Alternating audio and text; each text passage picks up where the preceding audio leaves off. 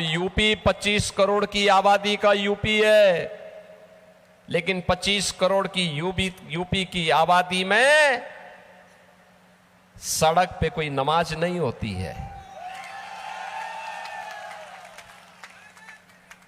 हर जनजाति समुदाय के व्यक्ति को आवास मिल गया है, जमीन का पट्टा मिल गया है, उसके पास अपना आवास है, अपनी जमीन है, उसको सभी प्रकार की सुविधाओं से आच्छादित किया गया है।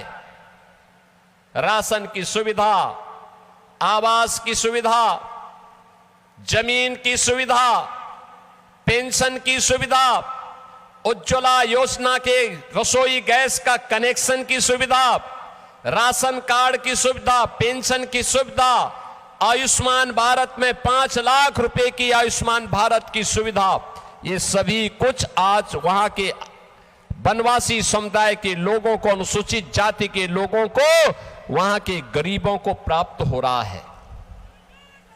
यह है डबल इंजन की सरकार की ताकत।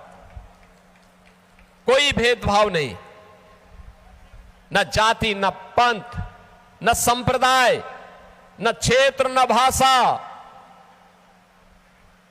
सबका साथ और सबके विकास का मॉडल देखना हो तो उत्तर प्रदेश के अंदर आप आइए, डबल इंजन सरकार के कार्यों को देखिए। और मैं इसीलिए आप सबसे कहने के लिए आया हूं, ये जो दंगाई हैं, ये जो गौकसी करने वाले हैं, वनवासियों की और जनजातियों की संपत्ति को हड़पने वाले हैं, अनुसूचित जाति पर अत्याचार करने वाले टीएमसी के गुंडे हैं, इनका उपचार केवल डबल इंजन की भाजपा सरकार हो सकती है, डबल इंजन की भाजपा सरकार।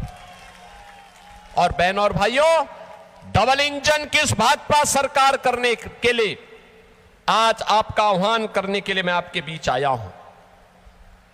मैं अक्सर इस बात को देख रहा हूं, हम लोग आपको इस बारे में कह सकते हैं कि बहनों और भाइयों, हम सबको इस बारे में देखना होगा।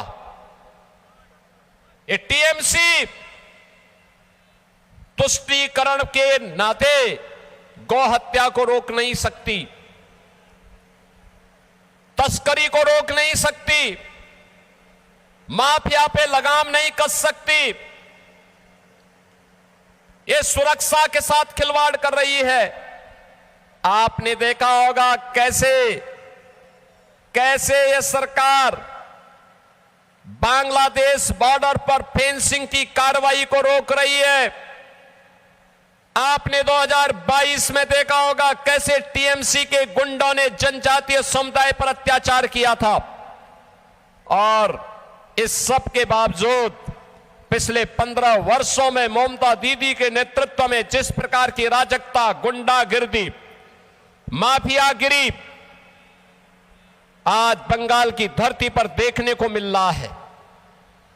ममता दीदी कहती है कि अब खेला हो भी, और मैं तो उनसे कहना चाहता हूं 15 साल बहुत हुए, अब खेला बंद होगा और विकास शुरू होगा। ए बार खेला शेष, उन्नयन शुरू। मैं कहूंगा ये बार आप बोलेंगे खेला शेष, उन्नयन शुरू। ए बार उन्नयन, ए बार उन्नयन। बहनों और भाइयों, मैं आप सबका आह्वान करूंगा, मैं तो आपसे कहूंगा, ये बंगाल की धरती है, भारत की संस्कृति की, भारत की आध्यात्मिक परंपरा की धरा। हमें इस बात को तय करना होगा, बंगाल की धरती पर गौ माता को कटने नहीं देंगे और बंगाल की धरा पर हिंदुओं को बंटने नहीं देंगे।